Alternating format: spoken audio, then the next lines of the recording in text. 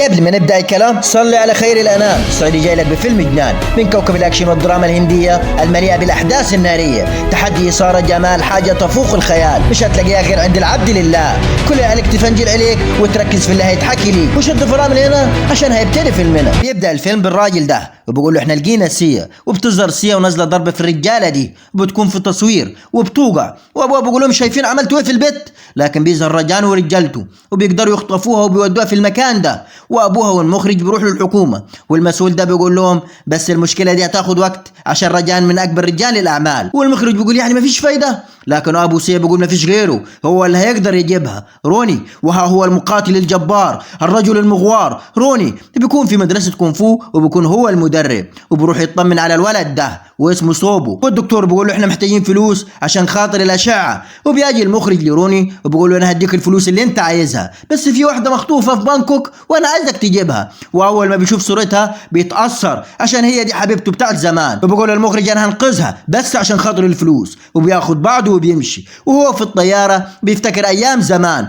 اول مره شاف فيها سيا وكانت بتكلم المطر، وهي قالت له ايه في حاجه؟ قال لها انا عايز اكلم المطر زيك، وبعدين القطر بيسرع فبيحضنه وهو مش قاصد، وبعدين بينزل من القطر ويشاور لها، وبتروح تقول له بعدين هو انت فاكرني حبيبتك؟ فبقول لها احنا لسه بنقول يا هادي، وبيكون رايح يركب القطر بس بتقول له ممكن تدور على ابويا تحت عشان مش قاعد جوه القطر، لكن ابوها بيظهر وبتنادي عليه لكن ما بيلحقش القطر، وبيظهر رجان هو وبيسلم على ابوه وهو اكبر مدرب كونفو، وبقول له لازم اللي يبقى من بعدي ويمسك المدرسه يكون افضل تلميذ عندي، هي دي عاداتنا يا ابني، وبيروح روني لمدرسه الكونفو، واول ما بيوصل بيقول الراجل ده هو المدرب قدام؟ بيقول له ايوه، وبيدور في جيوبه على الرساله وبعدين بيديها للمدرب، ومضمون الرساله دي ان ابو روني بيقول للمدرب انه ابنه موهوب في القتال لكن طايش وبيخش في مشاكل كتير، وانه هو عايزه يعلمه فن الكونفو بما انهم كانوا اصحاب زمان، والمدرب بيقول له روني هعلمك الكونفو، وروني بيضحك وبيقول له لوحدك لكن بيمسكه من صباعه وبيوقعه، لكن روني بيقوم من تاني وبينفض هدومه لكن بيوقعه تاني، والمدرب بيقول له لسه محتاج وقت كتير،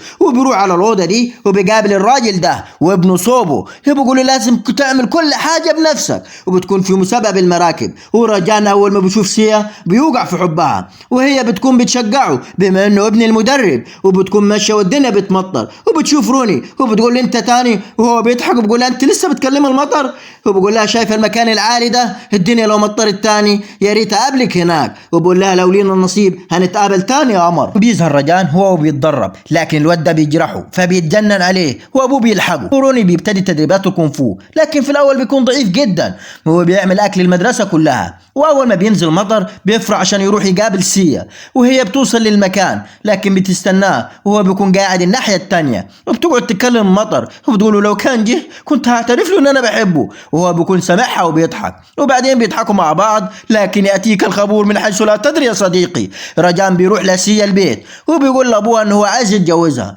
والراجل بيفرح وامها كمان بتفرح، وابوها بيقول له احنا بنشتري الراجل يا ابني بس اهم حاجه الفلوس برضه، فبيدي له شنطه متروسه فلوس، وروني وسيا بيعيشوا اجمل قصه حب مع بعض، وبيرجع لمدرسه الكونفو بيتطوح وشارب، لكن المدرب بيقول له هو ده اللي جيت علشانه؟ لكن روني بيقول له عشان ابقى اقوى انا هروح واتعلم فن الشاولينج من الصينيين مش لعب العيال بتاعك، والمدرب بياخده ويخليه يفوق ويقول له اسمع انا اللي هعلمه لك هو اساس الكونفو، والشاولينج اللي انت بتقول عليه جزء من الكونفو، والمدرب بيكون عايز يضربه لكن روني بيندهش لما بيلاقي نفسه بيصد، والمدرب بيقول له بدات تتعلم بسرعه من التدريبات، وبيدرب روني اكتر واكتر عشان يبقى المقاتل الذي لا يقهر وتلميذ المدرب الافضل، وبيقدر يخش على اثنين ويضربهم، والمدرب بتاعه بيعلمه اللياقه البدنيه وبيوقف على صابعه، والمدرب بيعلم روني اكتر واكتر فنون الكونفو، وفي الاخر المدرب بيقول له انت اتعلمت كل حاجه وثقتك بنفسك تخليك تغلب اي حد مهما كان، وروني بيروح يشتري هدوم للمدرب عشان يشكره، وسيا بتقول له الله ينور، وابو سيا بيقابل روني وبكون عارفه قبل كده،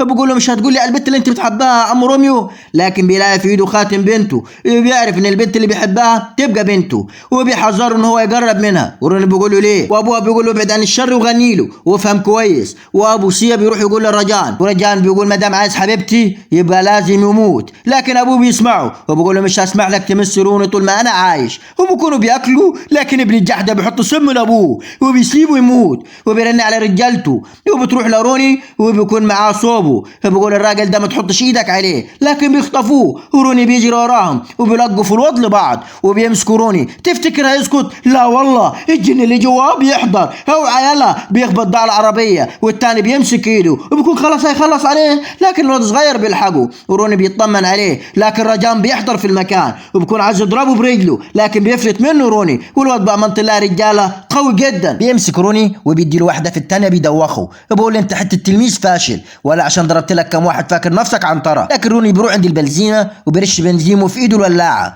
ورجان بيقول له هو ده اخرك؟ لكن روني بيقول له لا وانت الصادق، دي لسه البدايه. بيروح المدرب بتاعه بعد ما يكون مات وولعوا فيه وماسك في ايده الهدوم اللي كان شاريها له، هو بيقول له انت الوحيد اللي عملت مني مقاتل لا يقهر. لكن الحكومه بتمسكه وبيعرف ان اللي وصى عليه رجان، وبعد ما بيطلع بيقول لها انا هسافر وامشي في طريق المدرب بتاعي واتعلم فن الشاولينج. بقول لها ان ابوك هو اللي ورا المصايب دي كلها، وبتقول له ازاي؟ بقول لها انا هستناك في المحطه، لو جيتي تودعيني يبقى بتحبيني وهتستنيني، ولو ما جيتيش يبقى خلاص على كده. وبيسيبها وبيمشي، وما بتقول لها ابوك راح يقنعه ان انت عايزاه وما يمشيش، لكن ابوها بيقطع هدومه وبيضرب دماغه في الحيط، وبقول لها روني اللي بتحبيه ضربني وساب لك الخاتم ده اللي انت اديته له. وروني بيستناها في المحطه لكن ما بتجيش، بيكون الخاتم لسه في ايده، وبينزل روني من الطياره وبقول له السواده وصلني لشارع المقاتلين، وبيركب مع السواده وبقول له عايز فلوس كتير تعال معايا. وبشوف المقاتل ده وهو بلطش في اللي قدامه ومحدش قادر عليه، وروني ببص على الكاميرات وبخش على القعش ده،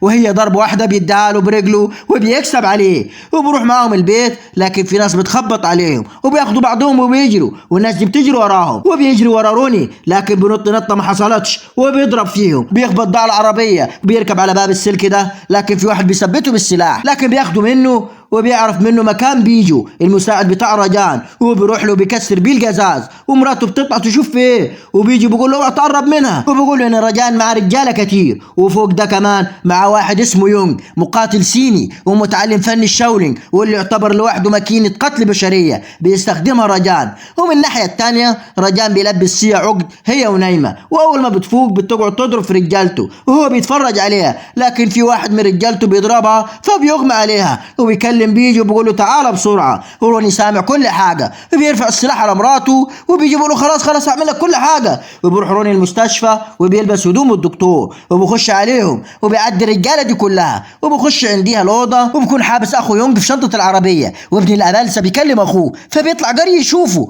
وبيحاول يهرب هو وسيا، لكن رجان بيعرفهم، وروني بيمسك سكينه على سيا عشان عارفه بيحبها وبيقول لهم على الله حد يجي ورايا، وبيركبوا العربيه دي ورجان بيقول لهم ما حدش يضرب نار، لكن في واحد من الحرس بيضرب اخو يونغ اللي في شنطه العربيه بالغلط، ويونغ بيقول له ما تموتش يا اخويا لكن بيكون مات، وبيهربوا في مركب، وروني بيفتكر لما كان بيعلمها القتال وكل واحد ما بيكونش عايز يكلم الثاني لحد ما روني بيكلمها وبيقول انه هو جاء عشان ينقذها مقابل الفلوس مش عشانها، فبتزعل جدا وبتبكي والدنيا بتمطر، فروني بيقلع قميصه وبيديهولها وبتشوف الخاتم في ايده وهي بتقول ازاي، وهو بيشرح لها انه هو ما عملش كده في ابوها وان ابوها كذاب، فبيرجعوا قصه حبهم من تاني، لكن الرجاله دول بيتلموا عليه وبينزلوا فيه ضرب، ورجان بيقول له هو انت فاكر نفسك هتاخد حاجه انا عايزها، وبيجي وبيضرب فيه وبيطلع عليه المسدس وبيضربه في طلقه، وسيما ما بتكونش مصدقه وبياخدها رجان معاه وبيقول لها اسمعي يا تتجوزيني يا اما تحصلي حبيب القلب، لكن بتقول له روني ما ماتش عشان احصله، وها هو المقاتل الجبار الرجل المغوار بيكون فعلا ما ماتش، وبيضرب ده وبيطلع فوق وبيضرب الثاني وبينزل فيهم كلهم تلطيش وبيخلص على كل اللي بيقابله وبيكمل وبيطلع فوق وبنط على الراجل ده،